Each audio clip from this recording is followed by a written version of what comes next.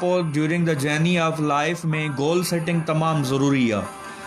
नंढा नंढा गोल्स हूंदा आहिनि, उहे तव्हांखे पंहिंजे असुलु मक़सद ताईं पुॼाईंदा आहिनि। हींअर को पर्पज़ कोन्हे, हींअर कान ख़बर पवंदी तव्हांजो पर्पज़ कहिड़ो आहे। गोल्स मुख़्तलिफ़ ज़िंदगी में लाइफ में ईंदा वेंदा आहिनि, उहे गोल्स तव्हांखे एक्चुअल पर्पज़ ॾांहुं वठंदा वेंदा आहिनि। उहा जर्नी तव्हांखे एक्चुअल मंज़िल ॾांहुं वठी वेंदी आहे।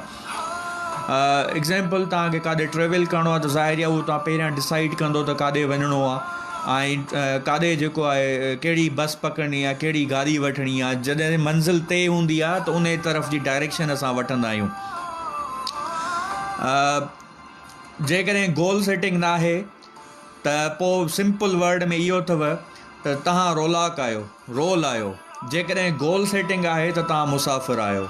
सो मुसाफ़िर में ऐं रोल में इहो गोल सेटिंग जो फ़र्क़ु आहे त गोल सेटिंग तमामु इम्पॉर्टेंट आहे ज़िंदगी में। जे गोल सेटिंग न कंदो त पिया रुलंदो, पिया भटकंदो, ख़बर न पवंदी काॾे वञिणो आहे, छा करिणो आहे। कॾहिं कंहिं तव्हांखे कन मां पकितो, कॾहिं कंहिं कन मां पकितो, उन सां गॾु तव्हां पिया हलंदो। तव्हांजी गोल सेटिंग हूंदी त इहा गोल सेटिंग तव्हांखे कंहिं पंहिंजे मक़सद ते पुॼाईंदी ऐं उहो मक़सदु तकड़ में कोन मिलंदो आहे, पर्पज़ जल्दी डिस्कवर कोन थींदो आहे।